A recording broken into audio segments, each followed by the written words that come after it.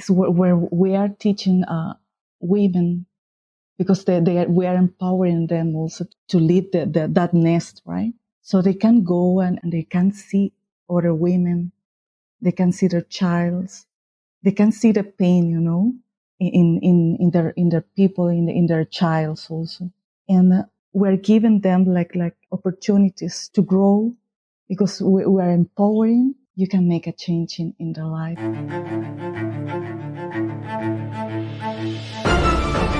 Stick Your Neck Out, the weekly podcast of the Giraffe Heroes Foundation.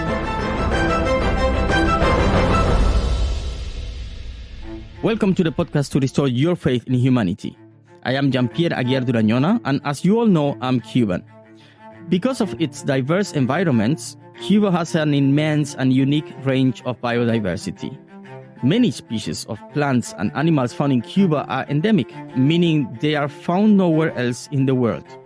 One of these animals is el sunsun. You might know it as the hummingbird. You can only find el sunsun, the bee hummingbird, the smallest in the world, in my homeland, Cuba. A tiny gem, a super brilliant one. A very small, brightly colored bird with a long, thin beak, whose wings move very fast and make a humming noise. For many cultures, mostly in Latin America, hummingbirds are more than just beautiful tiny feather friends. For many, hummingbirds teach fierce independence. They teach us courage. Having the courage to refrain from creating new trauma by communicating non-violently towards ourselves and others is an important part of healing. Recovering lost parts of ourselves enable us to become healthily independent. My guest today is the founder of Centro Colibri in Bolivia. And yes, colibri is another word for sunsun, and that's how we call the hummingbirds in Spanish. Carolina Ortiz, a 2019 cantante, is from Montero, Santa Cruz, Bolivia. It is said by many that Bolivia is the most violent country in Latin America for women, and this is what this podcast is about. But first, welcome Carolina to Stick Your Neck Out. Thank you, Jean-Pierre. It's my honor to be here, my pleasure to be here. Thank you for the opportunity. The honor is all mine. Centro Colibri offers a support system for victims of sexual violence, and it also runs advocacy campaigns. What does the hummingbird stand for? Oh, hummingbirds. To me are like new life, because they are pollinators. Also, they are beautiful, small. When I started my project, the idea of my project in Cantari, I remember that why colibri? Because colibris are small and they only choose very colorful flowers, not all of them. There are some of them. And they pick very special flowers and also pollinate them, right? So that's the work that Colibri Foundation and Colibri Centro Colibri is doing right now. We are working with only special people. No, I don't say that all of them, they are not special. But, we are working with women and also men that are living or faced we So for me, they are special. And for Colibri, also for the center, they are special. So we are pollinating them. But we are doing small work with them. And we are doing something. And the hummingbirds are small, right? And we are now small. We are small. And the work that we're doing is small also. But we're doing something and we're pollinating and we are like seeding, planting. Yeah, and that's a really important thing. Studies published by the Deutsche Gesellschaft für internationale Zusammenarbeit, the German Society for International Collaboration, and the Bolivian Chamber of Commerce and Industry shows that 1 of every 3 women in Bolivia experience sexual abuse before the age of 18, mostly within the family. But you also find this information shared by many other institutes, the UN, the WHO, etc. What forms of gender-based violence do women encounter in Bolivia? How is to be a woman there? We are living like in a world that everything is like a cover, like a mask. it seems like a beautiful outside and you have to have a face for the world, but inside it's different. Not only, for example, for the people, but it also inside us or inside the family, because most of the situations are happening inside of the family. Yeah, but what is happening? What kind of violence do you encounter there? Okay, we are right now working with women suffering with sexual assault, violence. So we are focusing in that, right? In sexual violence. So most of them, we are working right now with 18 women from 14 to 51. So most of them, like 90% of them, they faced violence inside of the family. So that's a lot. Yeah, that's a lot to take. I'm guessing that this situation led you to found Centro Colibri, an organization in Bolivia that works on empowerment of women and girls who have faced domestic violence. Tell me a bit about it. How did Centro Colibri come out? What is its goal? Okay, Colibri, when I went to Cantari, I wasn't able to talk about my own experience, you know. I was trying to talk about experience of other people that I was working with. When I was working here for Catholic churches, I was writing proposal and projects for Catholic churches, so they can help women. For example, I was asking for projects for cooking, for sewing, for anything that helps the women. But not only because you can say, but that's something that all the women do. No, when you take the women, most of the women, I'm talking about poor women, most of them stay at home or go to work and come back. But they don't have a time or place to go and talk with other women. So I was talking to train them so they can empower themselves and do something, or maybe later they can sell their products and something. And when I was going to see them for reports, I could talk with them and I could see them like they faced like shame. They couldn't see you at the eyes. They were like very shy. But once when you talk with them, you can see that their history is not different than yours. And I think I was doing that work. I was passionate with that work because I was trying to help myself in some way. Because I could see myself in them, in girls and boys and in women. I'm going to tell you about my own history. Oh, please. When I was a little girl, 3 to 6, 7, 8, I don't remember, 8 or 9 or 7, I think. I used to go to my grandmother's house for vacations, especially for vacation. And she was a very sad person and very strict. And she couldn't see us because she was alone, right? So we went there to make her company. And she was living with an uncle. He is deaf because he's still alive.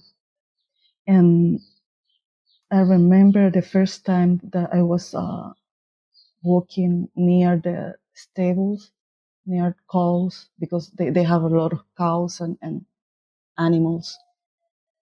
And I don't remember, I think he gave me some candy or something. But then I didn't understand I remember, but I didn't understand very well that he was abusing me later, and it happens for many like years, my vacations. Oh, God. Until I managed to say that I was sick. So they take me out of that place. I used it to cry and say that I have a bad pain in my stomach to my grandmother. Please, I cannot be here like And then I was growing up like with that pain for many years. About like 6 or 7 years ago, I couldn't stand that anymore. And I found a therapist. Okay, luckily. Yes, because I was like almost at the end of my life, like I wanted to commit suicide, and I found that therapist. And after like a few months, I could see my life like in a different way. I used it I remember that I used it to paint. And after therapies, I could see the difference in my paint, Everything, it was different, and I could see life in a different way. I felt more happy all the time. It was a change in my life. But it was because I wanted to do something for myself. And I can see right now, for example, with I am facing that problem with my beneficiaries, that not all of them are ready for change. You have to be like open to say, stop, I don't want this anymore. Yeah, actually, that's what I wanted to ask you. How do you heal from sexual assault? How? Therapy. For me, was therapy at the beginning. It took me like 1 year. I'm still going like sometimes, Therapy, painting, also writing for me. It was like a very healing. Talking with other women, because I had the chance to meet another women, but it wasn't like a place that I could go. But life is always bringing you people like you, attaching to you or coming to you, and when you talk to them, you realize that they have the same or similar problems or worse than you. So we started getting together and talking, and not talking only about how was your experience or anything, but talking about life and hope, things that make you feel alive, or feel that you are not different than other women. But you see, there are so many women in Bolivia. When I started Colibri, I was talking to friends, dear friends, and I told them why, and they told me, I suffer the same. Can I be in your program, please? Can you imagine that? My friends, my dear friends. Yeah, it's incredible. And you never expect your close friend facing the same, because you never talk about that to other people. Yeah, that's the problem. It's incredible. I mean, I'm really happy that you are on the way going out for this situation, and that you are offering other women the opportunity to find a refugee, to talk or to do whatever it is you do there in your space, in your own space. So could you please tell me what normally happens when a woman or a young girl comes to you? For example, I'm going to tell you the story of one of the girls, for example. She came for some friends that broke her, and she was 14, I think. She is 14 or 15 now. A little girl. Yes. I knew that she faced that problem, that situation. But she wasn't ready at the beginning to talk about that. So we start talking about life, and so you don't feel like you are being like in front of a judge, or something.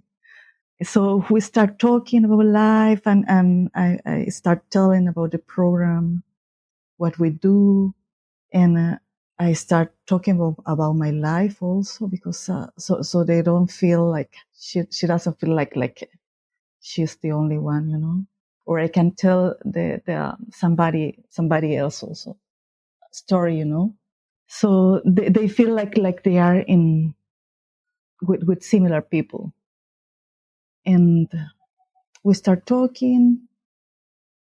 So I talk about myself, my experience, and I think that most of them they used to open fast.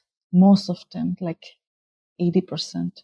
They don't they don't open like fully, right? But they speak about the trauma, and that's a good step to me. Yeah, the first step is really important. So, and then compromise and to come, because not all of them, they are not ready. Most of them, they are not ready. So I ask them to compromise, to heal themselves, because they're going to see a change in their life, like I did also. Because for me, it was like a difference, like from one side and to the other. So most of them, they come, but a lot of them, they're also quick, because they are not ready. And it is sad because I know their gears are facing also, because they look like they can't see the pain in their child. They can see abuse in their child. It is like they have they are blind to see that. So when you take that blindness, you are able to see your child also on the pain in other women also, on other people. So that's why I don't see like it is like I cannot judge my mom right now like I did before.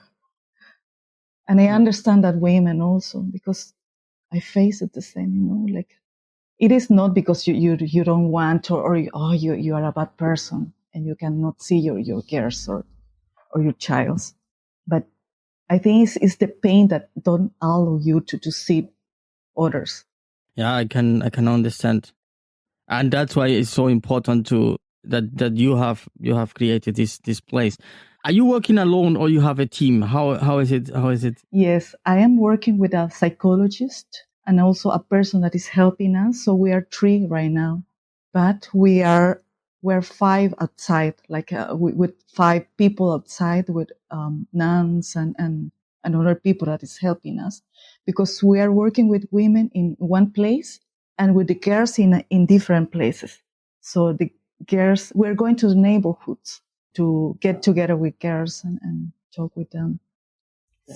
So we're a small team right now, but we're working, How do you get in touch with the girls and young women you are helping? For friends, for the nuns, because I work with Catholic churches. I still work because before going to Cantare, I was in touch with many Catholic churches. And I am working with them, and they are sending me the people and friends also. The people that I'm working with right now are violence happened in when they were a child, mostly when they were a child. So you don't talk about that, and nobody know about that, Yeah. It's like being silent and a pain for a long time. Yeah, which make everything bigger or worse, If you keep this whole thing as a secret and growing. You don't open up, it's also difficult for you. And for example, the people that is going to the municipality, they have help also from the municipality. They have psychologists, but it is like in a short time. So they need also to implement something in long term, because it is not like very easy to heal. Violence is not easy to heal. It's not quickly. No, it's a really long process. So how do men and women indoctrinated into a patriarchal society, as it is in your land, react to the goals of Centro Colibri? Most of them, they say, okay, you're doing a good job, or okay, good. But okay, my program is still like because I don't want to expose the women. Yes, of course. Yeah. Confidentiality is important. Mm-hmm. I don't want everyone like saying, oh, you go there because you were raped or something, or, But for example, right now, I started with a program for girls, because I had a lot of women that quit the program, and I know it is difficult to change the mindset of women. So I started a program for girls. Right now I have 13 girls from 9 to 16. All of them faced violence at home. 2 of them only sexual abuse. 2 of them, but all of them violence. All kind of violence. Oh God. So we are like working since we started at the end of April for 3 months. It is a pilot. So we are working with them to change the mindset in a little way also. Like we are empowering them. We are working with self-esteem, with talks. We have a meeting with them. And it is public, because it is not like you were raped and you if you go there it's because you are special. That is special. So it is open to all the girls. Yeah. So they are not like oh. Yeah. It's just an open group where everyone can come and. I think it is a good project for the girls, and I can see difference in 1 month. Mm-hmm.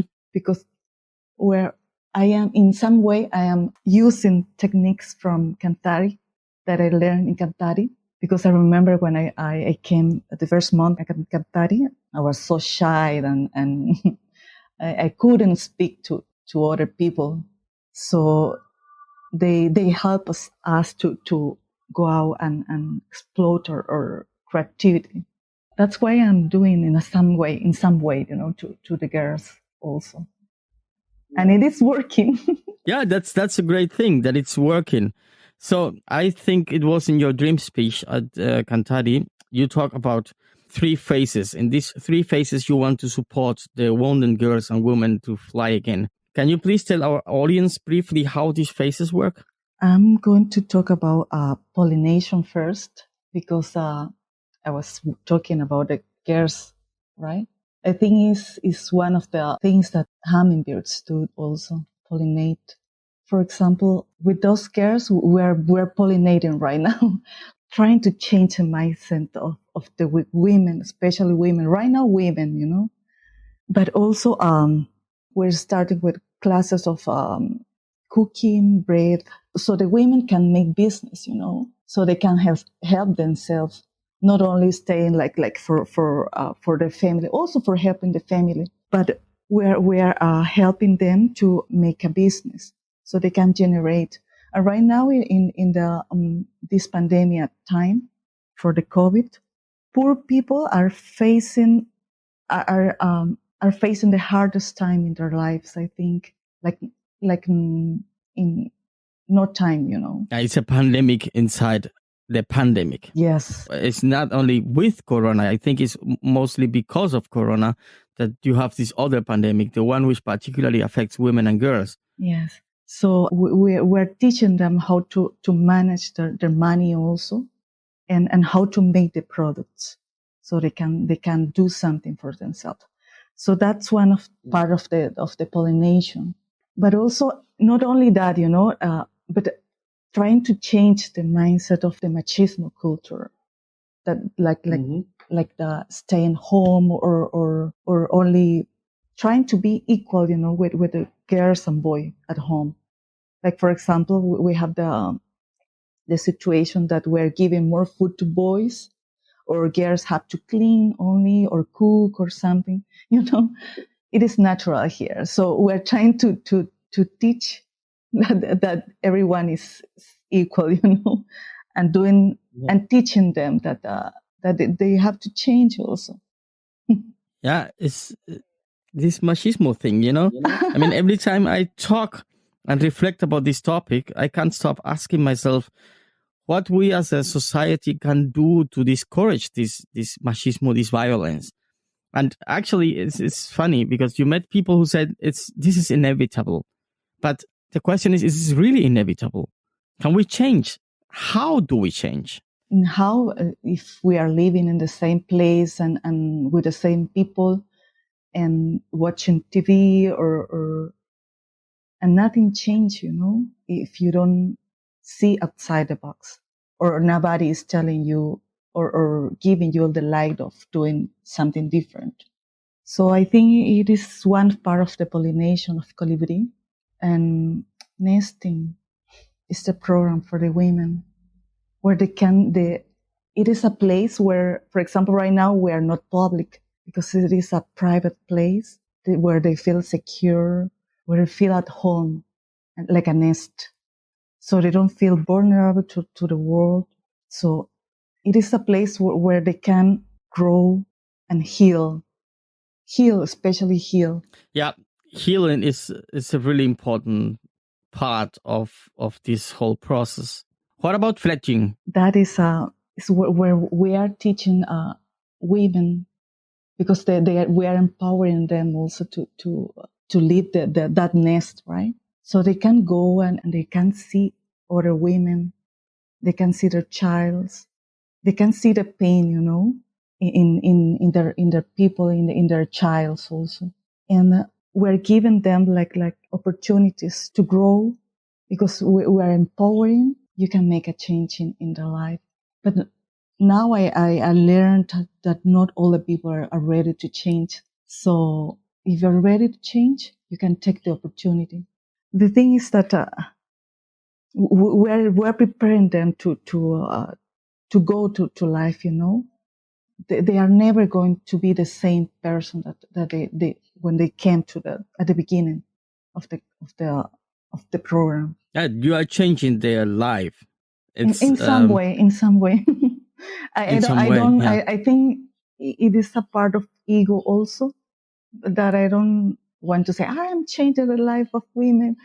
No, I'm just there. If they want to change, great. But most of them, they are not ready. What I'm doing is showing them opportunities and telling them that they should take that opportunity. I can imagine it's not easy to go out from this violence circle, because you are all the time scared to go out and to tell about the people. And so the question is, why aren't crimes against women taken as seriously as they should be? There are laws, yet they are not always enforced. Why is that? What's the problem? I think it's the patriarchal society. I don't see another point of or another reason, because we were raised in that mindset. So women, I don't want to talk about the Catholic Church, but because I work with them, But for example, women right now they're rising, But you can see the difference also. Men used to have more. They earn more money. The salary is up than the women. For example, at home, at the beginning they said that you have to stay home. You're a women. You shouldn't talk. You should clean. You cook. So I think we are not taken in a serious way. We're being seen like objects, sexual objects. Yeah, that's really sad. For having kids. And for example, me, that I don't have kids, and they are always asking me, why you don't have kids? You don't have, who's going to take care of you? So they don't understand why women are being without having children, And I always, now I can say, like, I have my child that is Centro Colibri, and I can, what I am helping other people, and I help in my center also. I am working with that. That's my child. So I don't know. It is a long process, I think, so that people can change. I cannot say why people is not taking serious violence right now. But maybe you can say, how can I fight this domestic violence? What should I do? Empowering women. Making them know that they have rights, and they can do something different, and they can live differently. So empowering women, I think, is the, and it is not in a feminist way, because I am not like in a box to say, oh, I am feminist and I I am working or I am fighting against men. I am not, because I know a lot of men that were abused also. And we are not only women that were abused, that are suffering from abuse or from violence. There are a lot of men. I think it is only time so they can understand a little, or women can raise their voice or empower to go out and fight for what they want. But they need to start at home. That's why I think I am working with girls right now. So they can, with those 13 women, ladies, girls, adolescents, I am trying to make them see that they can make something different. They can do something different in their lives.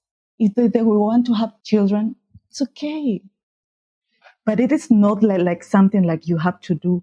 But I'm empowering them in a way that they can see life in a different way. So I think I am doing something different. I hope that it doesn't carry any repercussions. I don't know.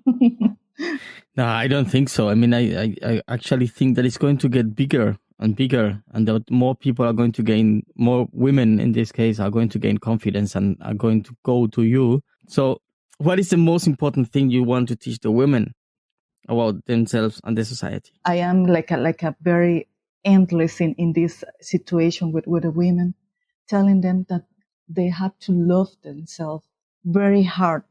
Start with that. Love yourself no matter what, no matter if you have your gray hair, or maybe you have wrinkles, or maybe you have dark skin, or you don't have a leg, or you don't like your hair or anything, or nobody loves you at home, or nobody believes at home. So love yourself. I think it is the beginning of everything for change. Love yourself. Every day that I see women or girls, I am telling them, love yourself. And you have to practice that every day at home. I think that's the point for me. Love yourself. Now, it's important to love himself. I mean, this self-love is really important to live a life, not a normal life. It's just to live, you know? To everything. Self-esteem, I think, is one of the big steps for anything in your life. Yes, it is. Are there things you, as a sexual assault survivor, want victims to know? Something that is important for people out there who are in the same situation that doesn't really know or recognize that they are in this kind of situation? What will you say to them? I could say that to my girls also, or to any women or men that is facing any kind of violence, but especially the sexual violence, that I think is one of the most hurtful or painful, that they are not alone. We are like, and it is not like to be proud of that. We are in a different group, but we are special. We face that situation to overcome and to make you strong, you know. So you can see that it was happening in not only you, but your grandmother maybe, or your grandfather, or your mother, your uncle, your aunt, and you stop at that. Said stop, no more. And you heal for yourself and for them also. So that change doesn't continue. So you look for help. Try to connect with somebody that you trust, or some place that you know that they can help you. Look for help. Don't stay silent. Say you're true. And you are going to see that you're not alone, and there are a lot of, and your family is facing also the same situation. And for shame, they are not talking about that. And when you heal, when you go to therapy, try to do different things that you like, and you are going to see the difference. And you're going to live your life in a different way also. And you're going to help your kids if you have, and your performance at work also, it's going to change. Everything is going to change. You're going to see life in a different way. So look for help, please. Yes, and that's really important. Thanks for your time and all the best. Oh, thank you, Jean-Pierre. Thank you so much for the opportunity and your time also. Thank you so much. And there we are at the end of the podcast to restore your faith in humanity. You'll find the stories of the Cantari alumni and the Giraffe heroes, the stories of people sticking their necks out every Tuesday on Spotify, iTunes, our homepage, and every other place where you get your podcast. And if you subscribe, you don't have to look out for us. We'll be coming to you. Dear listeners, if there is a friend, a family member, an organization, or someone you know who is doing a great work in the community, someone sticking the neck out, just nominate them as a Giraffe hero or tell us about them. Come and visit us at giraffe-heroes.eu. My name is Jean-Pierre Aguiar-Durañona, and I hope you join us also on our social media. We are on Facebook, Instagram, Twitter, and YouTube. But more importantly, I hope you join us again next week.